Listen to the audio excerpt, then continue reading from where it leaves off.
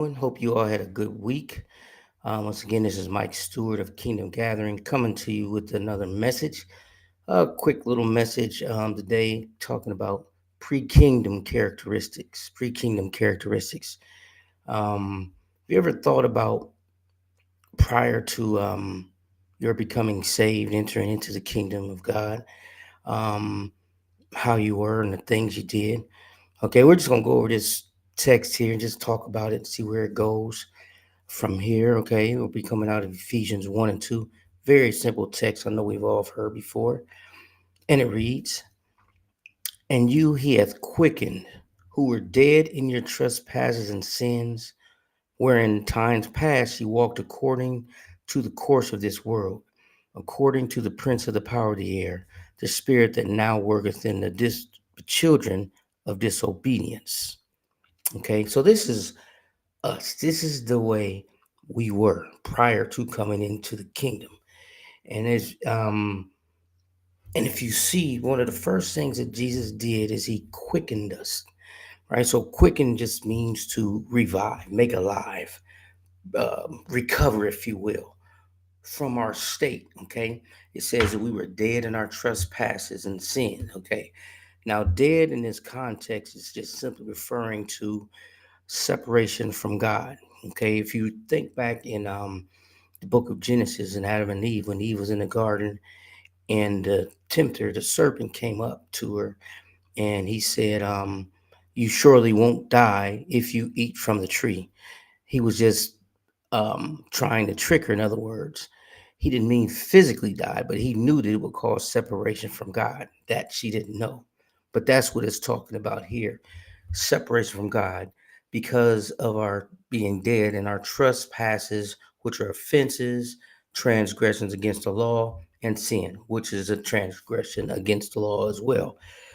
So this is how we used to walk. Y'all know, I know I wasn't the only one, but I'll talk about myself. I used to go out partying all the time, used to love to go partying. I think in my day there was a song called Just Got Paid Friday Night. Y'all know it. Those of you around my age, but y'all know. And every age, this is a thing, going out partying, getting drunk, smoking weed, getting high, male and female promiscuity. Oh man, it was a big thing to go to the club and get numbers and get girls and even go further than that. It's a big thing to do. Um, we love the I do me doctrine, meaning that you don't have no right to tell me what I should be doing because I do me. You mind your business and I mind mine. A very self-centered doctrine, which is also part of the course of this world. So, there are many things that we could go on naming about that are part of the course of this world, but this is how we used to walk, right? And then the text also said, according to the prince of the power of the air. Now, in short, that is the devil, obviously, that's Satan. However, let's break it down a little bit just in case you don't know. Okay, first of all, when it talks about a prince, the Bible is referring to a principality, a chief ruler. Okay, a principality is a fallen angel that was removed from heaven by Michael and his archangels because of his rebellion, and they operate in the second heaven. The first heaven's like the atmosphere we're used to, and the second heaven's up above, and the third heaven is where God is. So they operate in the second heaven. Okay, and once again, they're chief rulers in the second heaven, but in certain parts of the earth. Okay, different principalities have different authority, or is separated, if you will. Now that's in Deuteronomy. I may do a message on that at some point as well to bring you up to speed if you don't know that theological piece. But anyway, um, and they also have power, and that's authority, ability to make something happen, a certain jurisdiction in a certain area, right? Just like I just spoke. And then the air is like blowing and wind, all right? Now, here's something else. So, before I get ahead of myself, so we mentioned how we walked before we came into the kingdom, um, and then it said we walked according to the source or course of this world, according to the prince of the power of the air. So we were influenced by the environment in the atmosphere that we were and are a part of. Because at the time before we became saved, we didn't know any better. So we were influenced by that, okay? And there was a certain spirit that we followed. Now, when I say spirit, what do people think that means? I know when I used to, before the Lord showed me something I'm about to show you now, I used to think it just meant something that just came into somebody, like, oh, there's a spirit or whatever, something that maybe you might see on a movie in Hollywood, all right? But here's what it's talking about spirit before we break this down, okay? Now I'm gonna read it in this John 6 and 63, verses 61 through 63, just so you can see the whole thing. All right, hold on a second. Let me pull it up.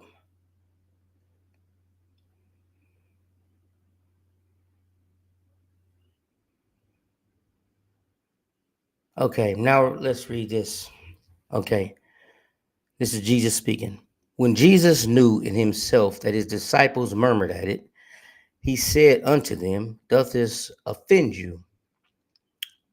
What and if ye shall see the Son of Man ascend up where he was before? Now, here's the key piece, right? And I put these two ahead of this. We're going to focus on 63, but this is Jesus speaking. It is a spirit that quickeneth. Once again, going back to him quickening us. All right. All right. The flesh profiteth nothing. The words that I speak to you, they are spirit and they are life. Highlighted in yellow. The words that I speak to you, they are spirit and they are life. Okay? So, words are spirit. Now, there's a purpose behind each and every word that's spoken. Okay? Now, this, whenever you hear spirit again, just know, first of all, means word. Okay? Funny thing is I know when I was getting into doing some study on spiritual warfare. Back in the day, I used to watch TBN and watch this. I don't mean to slander this. Well, not I'm going to slander him, but anyway, I'll just mention his name. I'll just say this certain guy who was, they called him a spiritual warfare master or whatever. I don't know. But they used to make it seem like it was so super spiritual to be able to operate in spiritual warfare, you know. But, I kept studying and digging and praying, and the Lord pointed me to that. And it showed me that it wasn't all that they made it seem like it was. Anyway, just leave it there for now. But words are spirit. Okay, so I guess if you think of it from a spiritual warfare standpoint, and you battle this every day, what comes to you more than anything every single day from every person? Words, right? But Jesus said it. I don't need to explain that. So anyway, back to this here. It says how, let me see, the spirit that now I really talked about, according to the prince of the power of the air, the spirit that now worketh in the children of disobedience. So this spirit is what was working in us.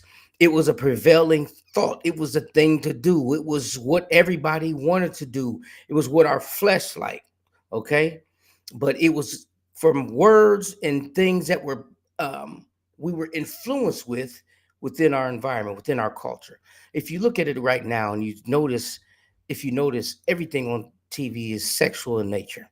You can't hardly look on things on Facebook and everything without something sexual coming up. Everything is around areas, sex, drinking, and money, all of these things. And when a human mind sees this over and over and over again, and there's nothing in there to keep you grounded, it is almost impossible that you don't go down that path unless you have something else, unless you know something else.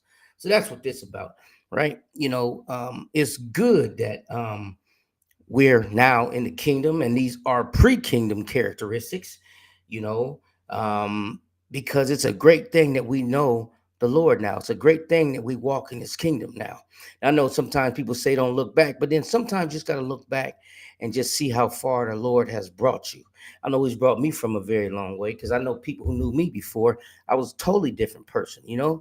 And I just want to thank him for what he's done for me. But anyway, like I said, just wanted to talk about some pre-kingdom characteristics. And just for a moment, just think of where he's brought you from. Because as you think of where he's brought you from, it's going to make you that much stronger for the next trial. Because I once heard a preacher or a pastor say this, and I've found it to be true. He said, you're either in a trial, about to go in a trial, or just coming out of a trial. And I could say he's probably pretty accurate on saying that. So anyway, I know a lot of times we go through things. I know I'm go through things. Matter of fact, I've been going through something for like the last couple of years. And just be encouraged, because it's cool that we no longer walk like these pre-kingdom characteristics. You know what I mean? And just remember that the word says that all things work together for good for those that love the Lord and are called according to his purpose. So just be encouraged, even when and if you go through trials. And sometimes just look where he brought you from. He won't leave you nor forsake you. Okay? All right, everybody have a good day. I will talk to y'all again next week. God bless.